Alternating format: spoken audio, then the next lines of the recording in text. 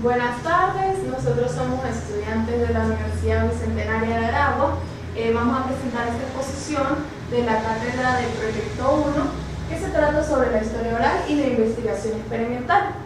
Mi grupo está conformado por Pernia Jaime, Sua Heidi, Becerra Nancy y mi persona, Arellano Jennifer.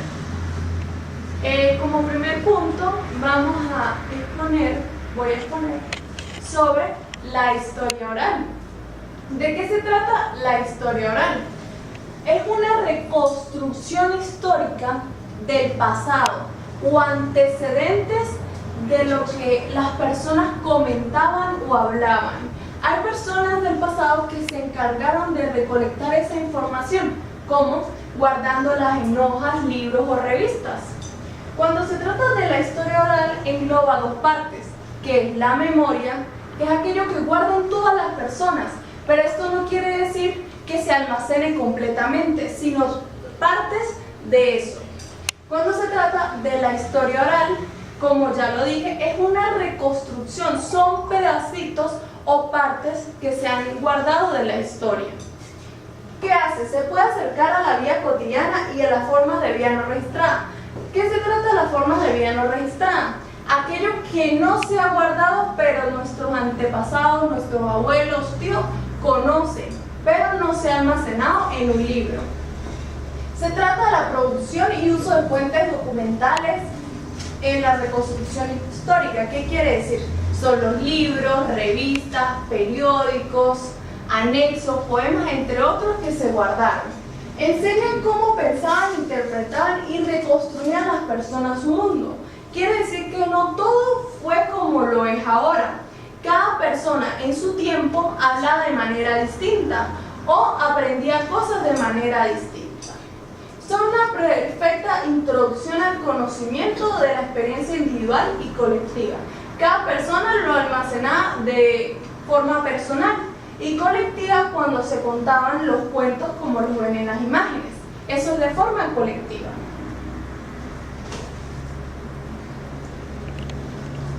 Sus antecedentes. Como se dice, el testimonio oral ha sido utilizado desde épocas muy antiguas, antes que el escrito, para conocer el pasado. O sea, las personas hablaban antes de escribir. Un testimonio Heródoto se apoyó en este tipo de fuentes para escribir las guerras médicas. A partir de los años 40, en lo que fue Francia, Inglaterra y Estados Unidos, se abrió una nueva forma o perspectiva para estudiar el acontecer humano. O sea, esta historia fue que ya no cae la verdad absoluta, sino que se interesaba por cuanto el hombre dice, escribe, siente e imagina, sino se interesaba en todo lo que el hombre pensaba o sentía, no solamente en lo que se escribía, la verdad, en lo que acontecía en ese momento, como en las guerras.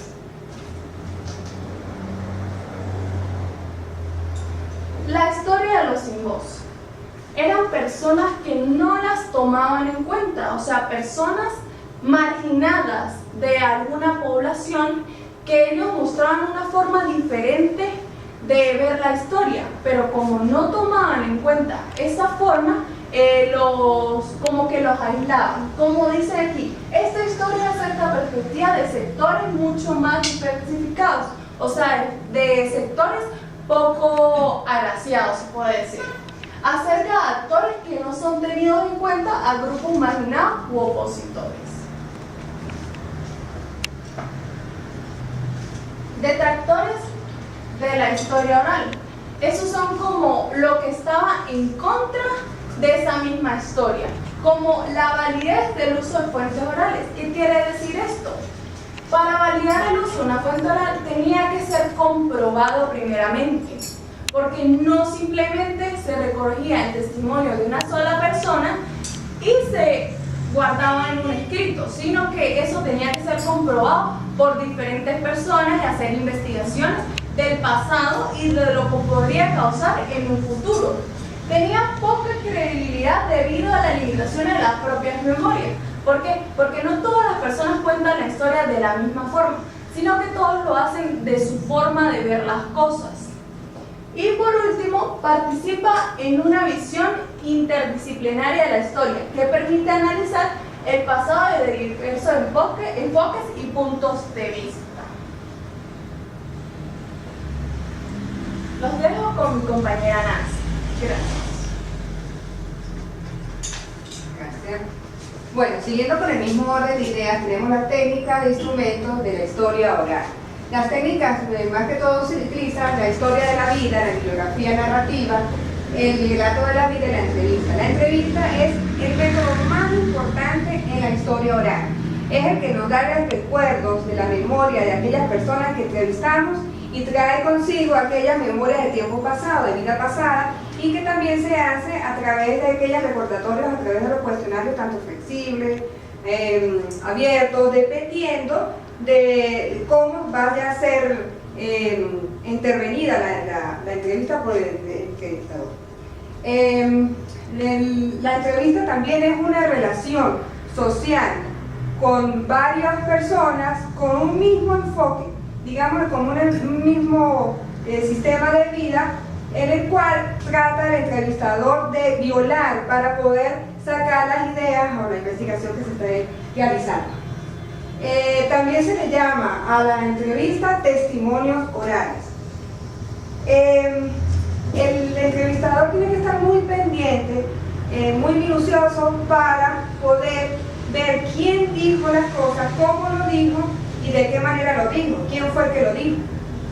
Es muy importante que el entrevistador no interrumpa al entrevistado, que no sea él el que dirija la entrevista, que no dé sus puntos de vista, sino que deje fluir el texto narrativo para que con la misma posición del texto y las omisiones, hasta el silencio, tiene mucho significado en las entrevistas.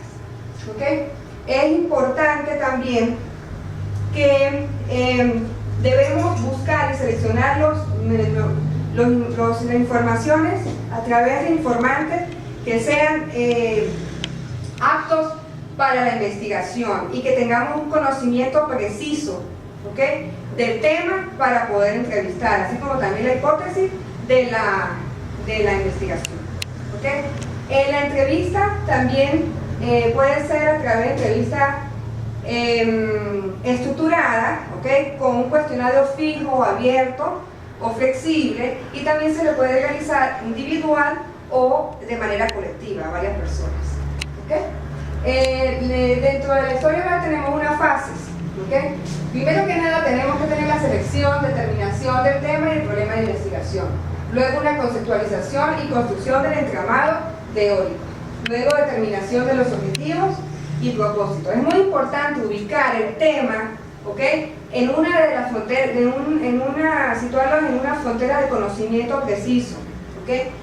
Tenemos que ubicar la investigación en una escala de conocimiento donde pueda ir si es social, si es económico, etc. También tenemos el diseño y elaboración de los instrumentos de investigación.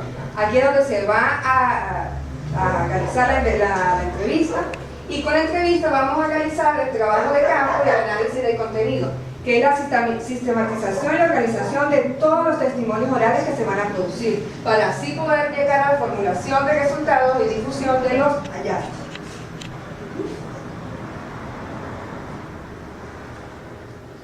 Okay. La entrevista como herramienta de trabajo. Tenemos que tener muchísimo cuidado en el momento de entrevistar, porque tenemos que anotar inmediatamente todo lo que nos diga el entrevistador, que todas las valorizaciones de la entrevista sean en el momento, para no perder ningún dato importante. También es muy importante los gestos, el lenguaje corporal, el lenguaje de las manos, hasta los silencios. Intervienen en muchas cosas significativas para la entrevista como tal, no solamente la grabación de dicha entrevista.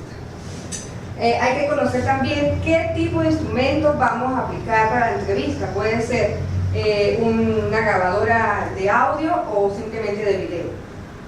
Por eso llegamos que el objetivo de una entrevista de la historia oral es entender una vivencia, ya que todo lo que aporta es significativo. En la entrevista tenemos que tener mucho cuidado en tres momentos de ellas: antes de la entrevista, durante la entrevista y después de la entrevista. Antes de la entrevista tenemos que saber cómo planear saber los objetivos, quién vamos a entrevistar, quién es el entrevistador, ¿ok? Hacer una investigación acerca de los tópicos y los subtópicos que vamos a trabajar dentro de la entrevista. Y por último, preparar las preguntas. Se recomienda que las preguntas sean flexibles para evitar que crean un clima muy formal y pues que no sea muy frío y pueda que la entrevista pues fluya. ¿Bien? Siguiente. Ajá. Ya dijimos antes de la entrevista, durante la entrevista es importante conocer los tópicos y los subtópicos. Debemos llevar un bosquejo, de manera que en el bosquejo tengamos un seguimiento de cuáles son las preguntas que vamos a hacer al entrevistado. Y estas preguntas tienen que ser cortas, no pueden ser que sí o que no, ¿okay? Tienen que ser muy cuidadosos, a que sean unas preguntas generales y que sean fáciles de responder. También es importante que no se le interrumpa, ¿okay? Porque es importante que sea la misma persona que narre los hechos. Y está después de la entrevista, ¿okay? Que es donde nosotros vamos a saber quién es el derecho de autor, ¿okay? Quién es el que, si se va a llevar para una investigación o no. Por eso el investigador se hace el medio más importante de la investigación. Además de eso, pues hay que conocer si de verdad, si la persona tiene la evidencia a través de los videos, de algunos otros testimonios, de documentales y todo que sustente la entrevista. Y saber si esa información va a ir hacia una biblioteca o hacia unos archivos. También hay que tener cuidado de marcar los CDs, ¿okay? Las grabaciones con fechas, con tópicos, y finalmente se debe hacer el procesamiento de palabras, ¿okay? Que es el documental a través de la grabadora para así poder que el contenido sea lo que se dice dentro de la entrevista. La historia oral en las aulas. La mayor parte del aprendizaje de la historia, ¿okay? Que se desarrolla en las aulas escolares se hace a través de fuentes escritas, también como videos, documentos, libros, inclusive charlas, inclusive visitas a museos, pero la integración de los testimonios orales ha sido un acto beneficioso para el alumno actualmente, ya que ellos entienden que son parte de la historia, ¿okay? Que no solamente la historia de los demás, sino la historia de ellos mismos, del barrio, las historias individuales, la historia de los familiares que están más en contacto con la parte social donde viven, e inclusive pues ellos al saber lo que están estudiando, lo que les dicen, lo que están aprendiendo, pues ellos saben que es una realidad y que forma y es verificable a través de su historia. Principales problemas de la historia oral. El testimonio individual y las técnicas de recogida de la información pueden ser objeto de grandes errores y omisiones, sobre todo las fechas y datos. ¿Qué pasa? Estas técnicas, o la misma naturaleza de la técnica que se está empleando, es muy subjetiva y muy relativa, entonces trae consigo algunos errores que también es fruto de la falta de memoria, ¿okay? En el instante, que puedan ser el olvido de algunos datos. También las vivencias experienciales, los testimonios pues tratan de contar las historias a cómo la viven, en su misma vivencia, y ellos pueden ser de carácter subjetivo porque pueden decir que contar, que no contar, que guardarse. Entonces ahí donde viene la veracidad del testimonio, ¿okay? También es importante reconocer, ¿okay? Algunas recomendaciones en el momento de elaborar la entrevista, como son evitar el clima frío, ¿okay? Y formal en el momento de la entrevista, ¿okay? Interrumpir, en que la persona en el momento que tiene la entrevista se le afloran muchos sentimientos y hay que tener un respeto hacia ellos y sobre todo pues, gratificarle, agradecerle el esfuerzo que están haciendo durante esa entrevista. Ahora los dejo con mis compañeras.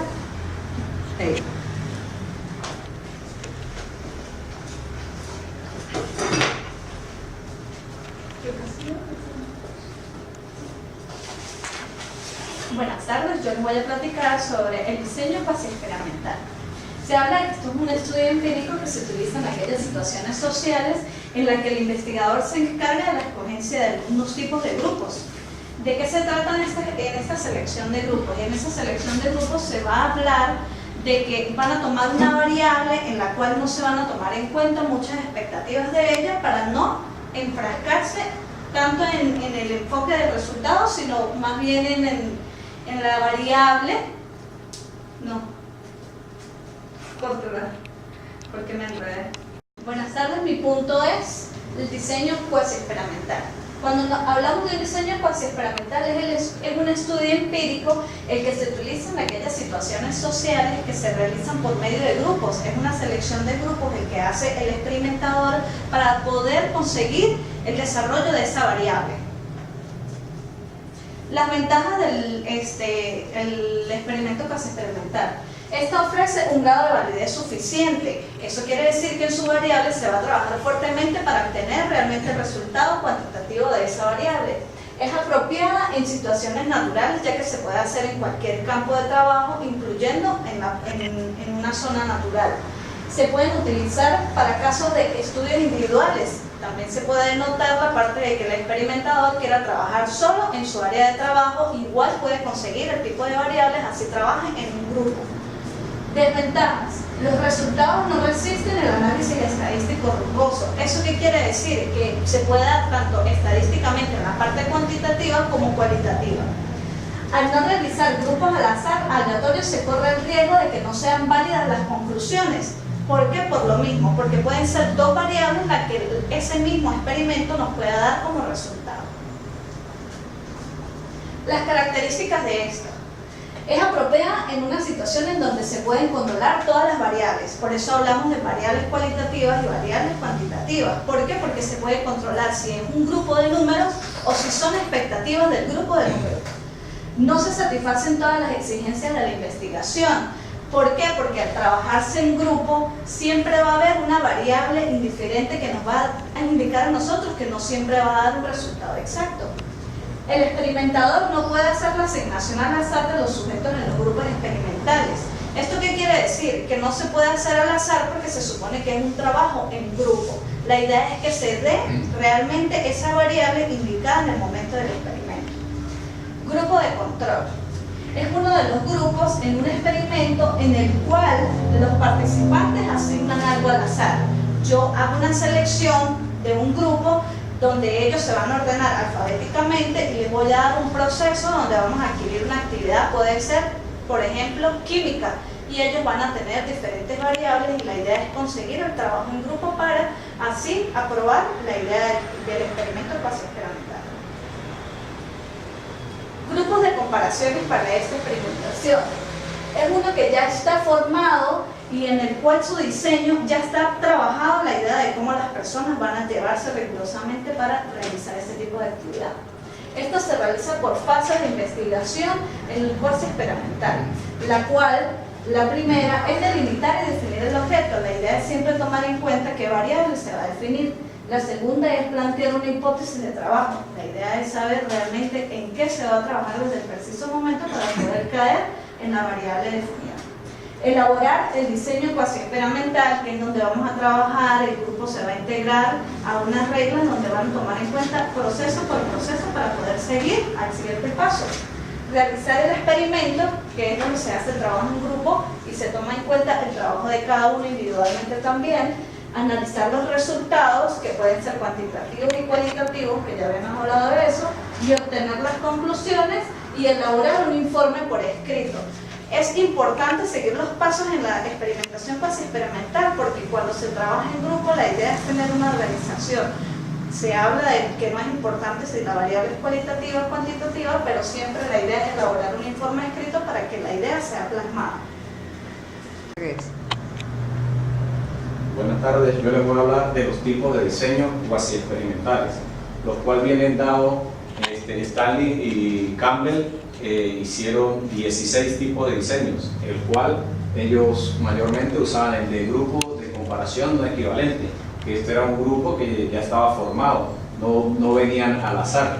Esto era para estudiar dos grupos y comparar qué tipo en un determinado tiempo, cuál era su cambio de conducta. Para eso era su experimento, pero nunca lo escogían al azar. De las series temporales interrumpidas, tenemos que estas series se realizaban para ver si en ese lapso había un cambio significativo, el cual desde un punto de equilibrio óptimo de donde comenzara el experimento había ese cambio o no, y que podía ello cambiarle, pero por eso se le decía de series temporales interrumpidas. De la serie temporal múltiple podemos decir que son varias fases, el cual no podían ser dos grupos, sino tres grupos. Al mismo tiempo todo tenía un equilibrio. También se podía alargar, o sea, por un determinado tiempo, haciendo ver qué cambios significativos haría este aporte de tipo de experimento. Y la observación natural, como mi compañero había dicho, son cambios que se trabajan en el campo, viendo cualquier tipo de conducta hacia el ambiente progresivamente, también en un determinado tiempo.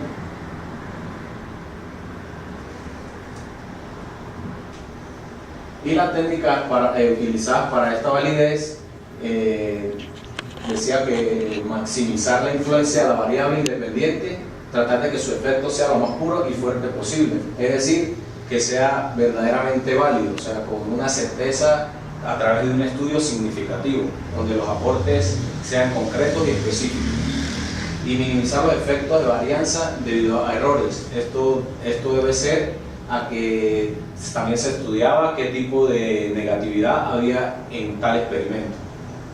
Y para controlar la varianza sistemática no deseada, producto de variables extrañas o indeseables. Esto podía ser si influía la familia, el ambiente, a su vez también allí. Muchas gracias por su atención.